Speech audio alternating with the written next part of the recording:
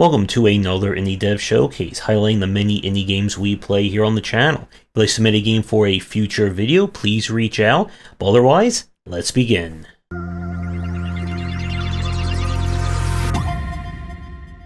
We are starting things off this week with Blitz. The footage you're seeing is taken from early access and may not represent the current version of this. This is a deck building RPG where there is a lot of flavor to the different factions and to the cards themselves.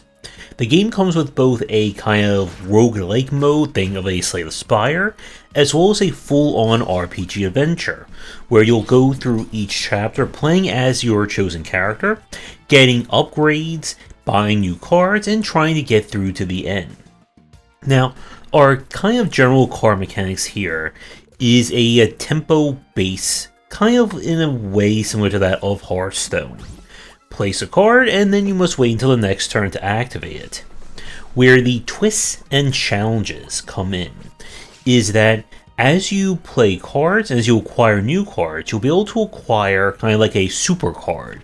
This is kind of like one of your faction's special attacks. You can only have one attached to a deck at a time, and each one is kind of built around one of the principal themes or deck strategies of said faction. So you get something that will just launch lots and lots of cannonballs at the enemy. Another that could bring back dead cards, and so on and so forth. Now, the difficulty of this one can be a little bit on the higher side, especially when you're playing the adventure mode, as the enemy decks quickly will ramp up in terms of the better cards they'll use, and you'll need to acquire more cards in order to stand a chance.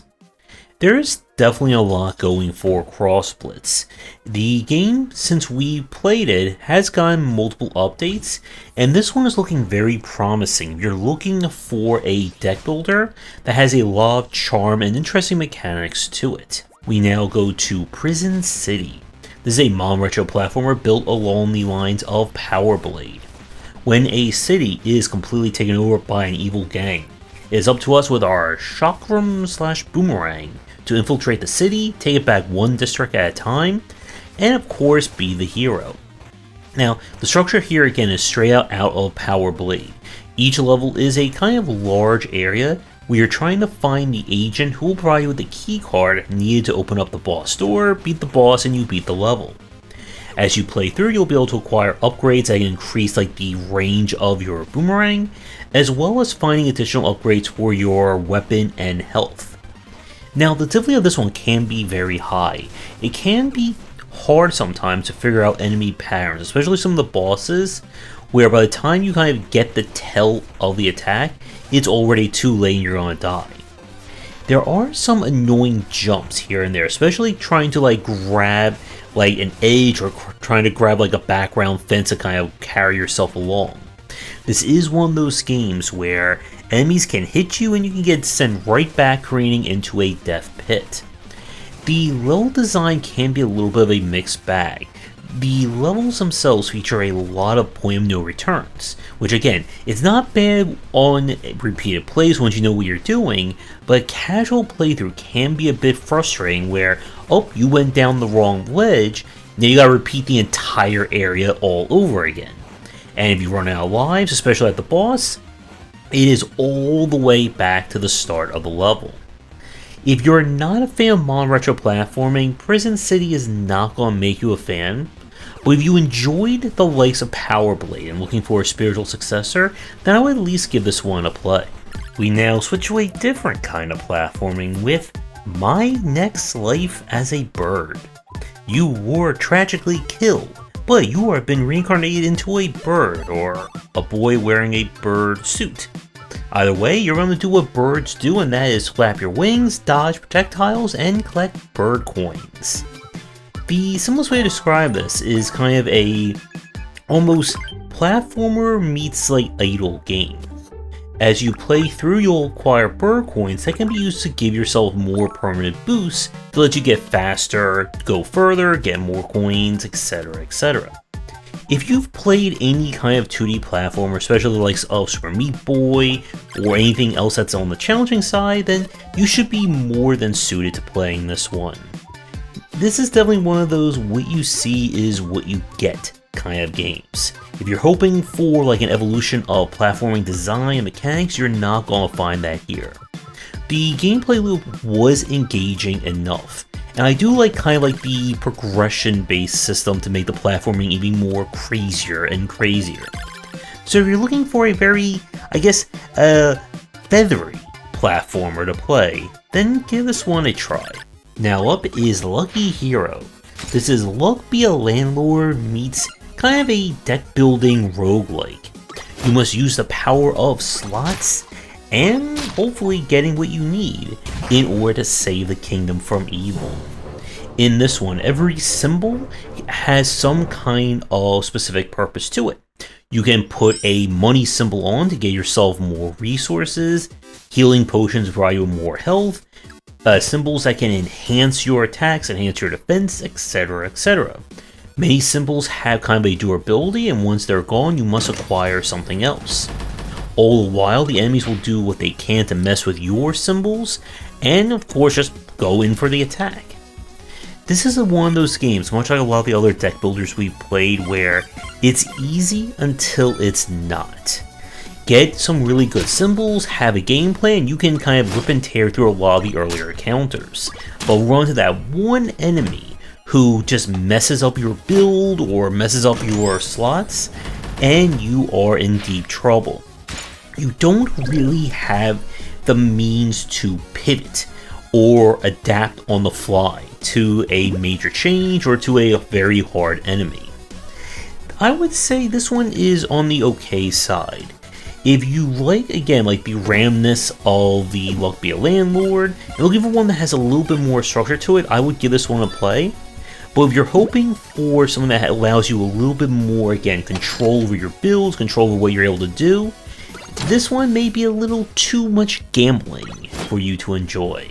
We now go to ObenSeuer, and I'm pretty sure I butchered that name. This is another early access game that's described as an urban survival sim. In one of the more decrepit and diseased districts in the land, you have been sent to be the new landlord. Try to survive, try to get people happy, and of course try not to die from any numerous diseases, hunger, thirst, or more. In this one, you'll explore the district looking for quests to complete, as well as resources that you can then use to rebuild your apartment complex, which will then enable you to have more tenants, get more money, make more progress, etc, etc. This one is definitely on the janky side, at least from when we play at the start. If you're not a fan, again, of a survival sim, survival crafter, that kind of gameplay, this is not going to be the game for you. There's still something I would say interesting here, as kind of, again, a more urban take on the survival side, rather than just throwing you into the woods and asking you to build cabins and all that. So if you have any interest in kind of like survival sims and that style of gameplay and looking for one that's a little bit differently, I would give this one a try. But if you're like me and the genre just does not interest you in the slightest, then this game is not going to change your mind. We now go to Born of Bread, a very beautiful looking RPG. You play a boy who is, well, born of bread.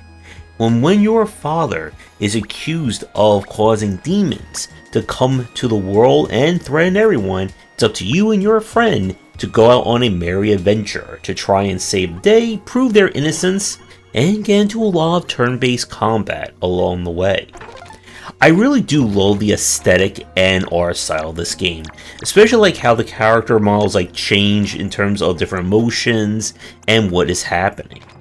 Now, the game itself is definitely modeled after the Paper Mario style, in that you'll explore the world in real time, and when you run to an enemy, you will get into a turn-based combat filled with all those lovely action commands.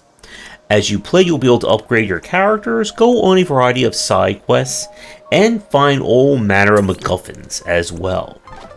The main issue that I have with Born of Bread is I was just not a fan of the kind of action command, and especially kind of the limitations of your spell points, or I guess there are W points in this one.